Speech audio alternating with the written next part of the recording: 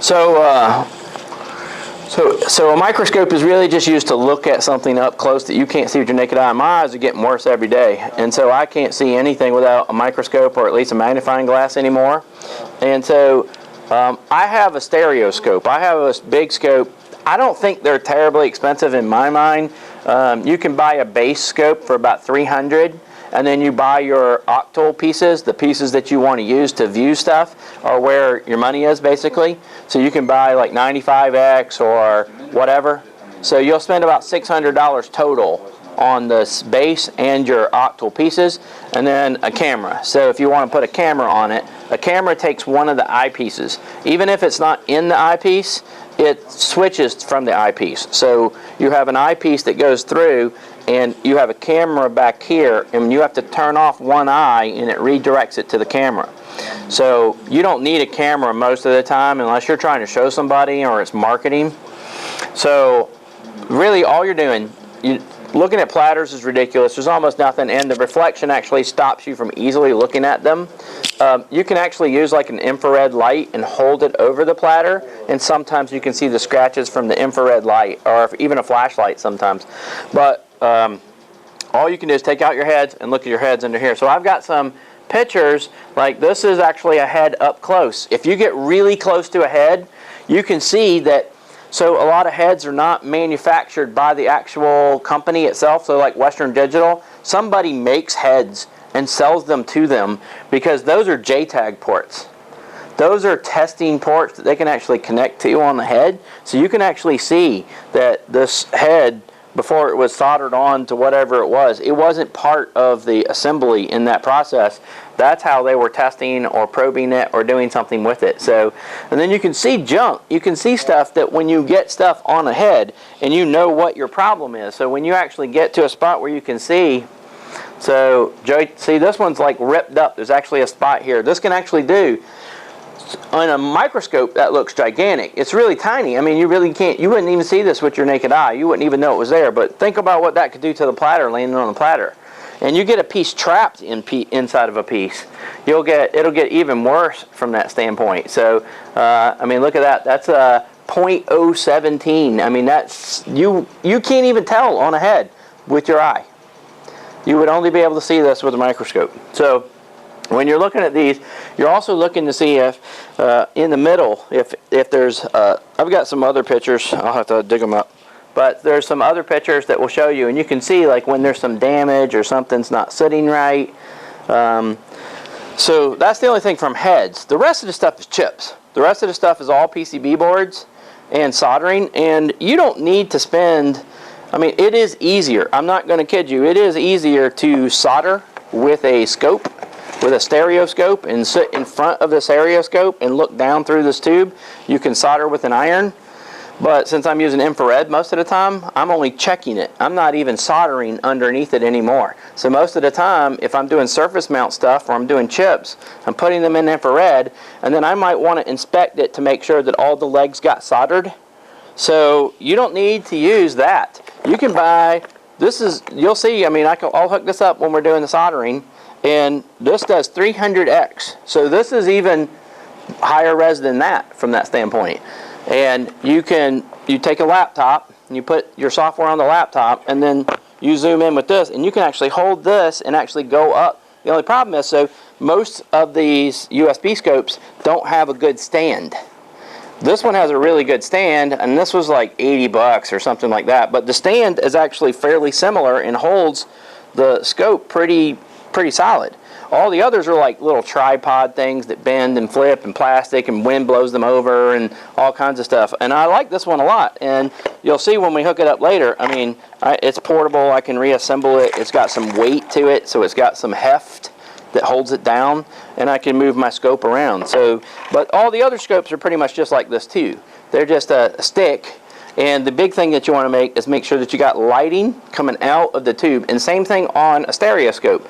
You want to make sure that you have an O-ring light on your stereoscope, or you won't be able to see. And you can aim any kind of lamp at it you want, and you'll never be able to see what you can see when you put an O-ring over it. So that would be my kind of speech on this. Like, if you don't have the money, buy something like this, or even this brand. I mean, I just go to eBay, hunt stuff down, look at stuff until I find stuff that, you know, I just keep upgrading to the next one. I've had 20 different ones. This is the best one I've had so far. And I mean, I'm just using, you can use, on a Mac, you can use almost any software. Almost all of them have imaging processes in them. I use an old piece of software called Ecamm, which you can't buy anymore. They stopped making it for some reason, but it's fantastic. I really like it. But that's all you're doing is you're just screwing this together, putting this together. But you're only really looking to make sure that you're soldering chips, soldering points. You will get to a spot. As an example, USB drives. So USB drives, they have a USB connector on the outside, but they've removed the SATA connectors. So you don't have SATA anymore, and they're encrypted. So you have an encryption chip, and the key is on the platters. So you can't separate the two. So what you have to do is either A, you can buy something like a Deepspar's USB board. They have a special USB board, which is awesome. It's one of the best boards out, and it talks USB. Okay, so it saves you a huge amount of time and trouble. It's really awesome from that standpoint. But the day will come where that USB connector and the USB stuff doesn't work at all. So what you have to do is you have to look at your Passport drives or your Western Digital USB drives, and you'll find that there's a chip. There is a SATA chip on the board, and it's turned off basically. So basically the output is turned off. So there's 4 capacitors, and there's a T-shape.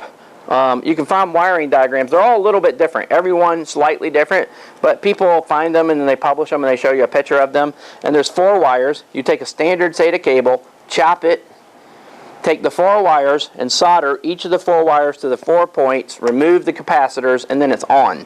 And now you have a SATA connector. And it's a little painful. I mean, how good do your guys get when they're doing it on a, do you guys still solder them, or are you just still using, yeah? So 30 minutes, 20 minutes.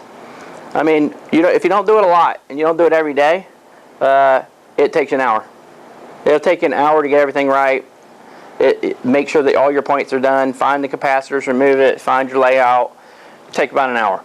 So it's painful from that standpoint as opposed to just plugging it in and getting it done. But someday you have to do it. And for 2 years, we had no option. For 2 years, there was no board, there was no USB devices, there was no nothing. We had to solder every one of them. So it's a better connection than the USB connection, but it's painful. So that's your other option. So you do have to solder. So you're going to have to use a scope to make sure that you're getting on point, that you're not running solder over 2 points. It's really easy to do on a board like this. So it's not absolutely necessary for hard drives itself. No, I mean, most guys probably didn't even have one for hard drives. They just had, jeweler's you can use a jeweler's magnifying glass for most things. And I've done that for years, just pop one in my eye and sit there and look over the entire drive or do something with that if you want to see something. But most of the stuff is just because my eyes are going bad. All of us are getting old, right? So, all right. So one thing that I wanted to kind of show you today, I want you to do one more hard drive this morning, because the difference in doing it in the morning and being fresh versus doing it in the afternoon and being exhausted all day long and being frustrated. So I want you to do one hard drive this morning, then we're going to start over pretending that we've recovered it, we've done everything, and now we're into software, and I'm going to start walking through NTFS and RAID arrays and stuff like that, and some of this will bleed over until tomorrow. So some of it will be software and some labs that we're going to do. So I want everybody to start, no matter, even if you already had a drive you were working on, I just want everybody to work on a Western Digital. So I'm going to give Western Digital drives out. I need to make sure that by tomorrow everybody's done Western Digital drives so that we can do the boards, because we're going to resolder boards. But even if you're already working on a drive, I want you to start over on a fresh one this morning. Don't forget to write data to it. Sir. And if you had one that you wanted to work on that you had already been working on, just save it for tomorrow. It always helps to take a break, believe it or not. Put data on it, start all over, take it slow, step by step. Do everything as if this was a customer drive. Pretend this is a customer's drive.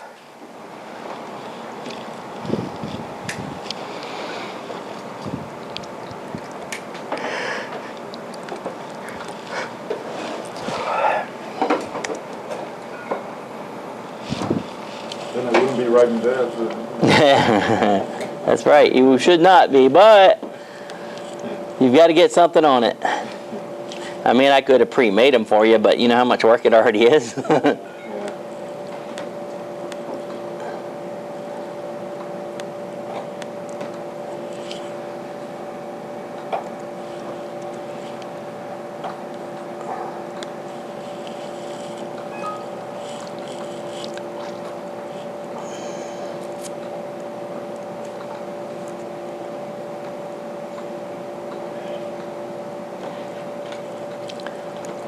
So that Western digital drive, basically this is what it looks like when you have to solder your points to it.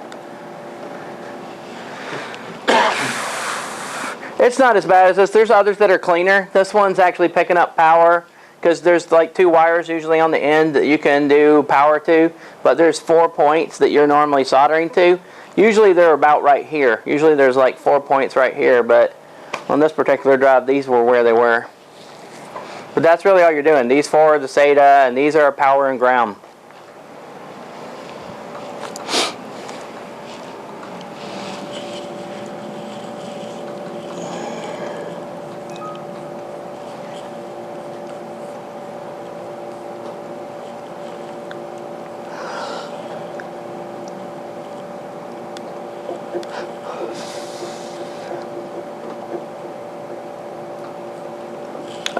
Are you done with the memory stick? Yes. Because I'll start putting videos on those. Thank you. How's your finger today? Yeah, it's all right. I mean, I saw your picture on Facebook, and it was like a unhappy picture. Yeah,